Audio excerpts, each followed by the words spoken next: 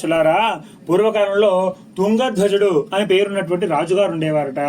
ఆ రాజుగారు తన ప్రజలందరినీ కూడా కన్నబిడ్డల కన్నా ఎంతో ప్రేమగా చూసుకుంటూ ఉండేవారట. ఆ రాజుగారు ఈ ప్రజల యొక్క శ్రేయస్సు కొరకు ఎన్నోసార్లు తన యొక్క రాజ్యంలో భక్తిగా శ్రద్ధగా స్వామి యొక్క వ్రతాన్ని కూడా చేసి ఉన్నారట. అంత భక్తి పరాయణుడు ఆయన. కానీ ఆయన ఒక రోజు సరదాగా వేటకు వెళ్ళి వేటంతా కూడా పూర్తి చేసుకుని తిరిగి తన యొక్క రాజ్యానికి వస్తూ ఉంటే దారిలో బాగా అలసటగా అనిపించి ఒక చెట్టు కింద విశ్రాంతి తీసుకుంటూ ఉంటారట.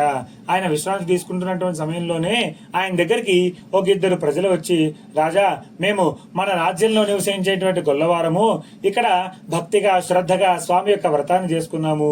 మీరు ఇక్కడికి వచ్చారు కదా, ఇదిగోండి ముందుగా తీర్థము ప్రసాదము మీకే సమర్పిస్తున్నామని చెప్పి రాజుగారికి ముందుగా తీర్థము ప్రసాదము ఇచ్చి అక్కడి నుంచి వెళ్ళిపోతారట. ఇక వారందరూ కూడా తీర్థం తీసుకుని భజనంలో గీతాల్లో మునిగిపోయి ఉంటారు. రాజుగారు మాత్రం ఆ తీర్థాన్ని ప్రసాదాన్ని తీసుకోకుండా ఇంకో పక్కగా తిరిగి నిద్రిస్తూ ఉంటారట. ఆ నిద్రా సమయంలో ఆ రాజుగారికి ఒక భయంకరమైనటువంటి కల వస్తుందట.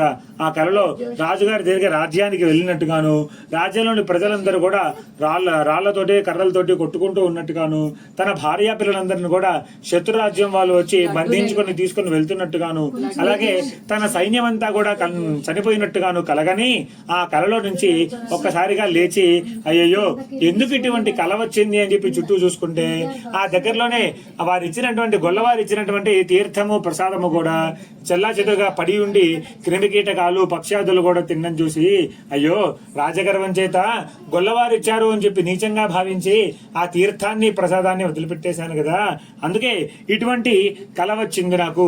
ఈ కల ఎప్పటికీ కూడా నిజం జరగకూడదు అని చెప్పి రాజుగారు నిదానంగా లేస్తారట. ఎదురుగా గొల్లవారు కొంత దూరంలో చెట్టు కింద ఇంకా అక్కడే కూర్చొని భజన చేస్తూ ఉంటారు. వారి దగ్గరికి వెళ్దామని చెప్పి అలా నడుస్తూ ఉంటారట. నిమిషము, 5 నిమిషాలు, 10 నిమిషాలు, అరగంట, గంట సేపు నడిచినప్పటికీ కూడా గొల్లవారి దగ్గరికి చేరుకోలేకపోతారట. చుట్టూ చూసుకుంటారు. చుట్టుపక్కల చెట్లు చేమలు అన్ని కూడా ఆయన నడిచే కొద్దీ ఆయన్ని దాటి వెనక్కి వెళ్ళిపోతూ ఉంటాయి. నడుస్తున్నట్టుగానే అనిపిస్తుంది, కానీ వెనక్కి తిరిగి చూసుకుంటే ఆయన ఎక్కడైతే లేచి నుంచున్నారో అక్కడే ఉంటారట. అప్పుడు అనిపిస్తుంది, స్వామి నా అపరాధాన్ని క్షమించండి అయ్యా, రాజగర్వం చేత తీర్థాన్ని ప్రసాదాన్ని చులకనగా చూసి వదిలిపెట్టేశాను, అందుకే నీ మాయలో చిక్కుకుపోయానయ్యా, నేను ముందుకు గాని వెనక్కి గాని ఆ పక్క ఈ పక్క ఏ దిక్కుకి వెళ్ళలేకపోతున్నాను స్వామి, నన్ను క్షమించు అని చెప్పి క్షమాపణ చెప్పుకొని నిదానంగా గోవిందనామస్మరణ చేసుకుంటూ ఒక్కో అడుగు వేసుకుంటూ వెళ్తారట.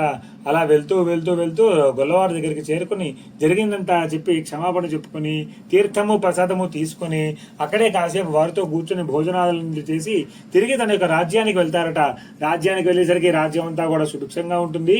రాజుగారు కూడా మనసులో అనుకున్న విధంగానే తర్వాత రోజున భక్తిగా శ్రద్ధగా వ్రతం చేసి ఆ వ్రతం అంతా కూడా పూర్తయిన తర్వాత ప్రతిసారి లాగా కాకుండా ముందుగా ప్రజలందరికీ కూడా తీర్థము ప్రసాదము భోజనము ఇచ్చి ఆ తర్వాత మిగిలిన దాన్ని ఆయన ప్రసాదంగా స్వీకరిస్తారట.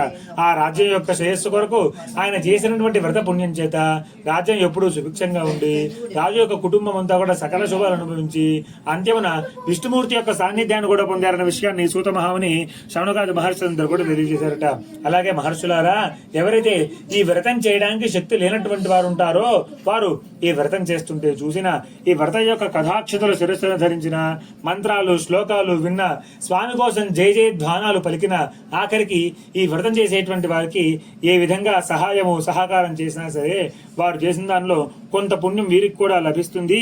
ఇది సూక్ష్మంలో మోక్షాన్ని కల్పించేటి వ్రతము అని చెప్పి అక్కడికి విరమించేస్తారట.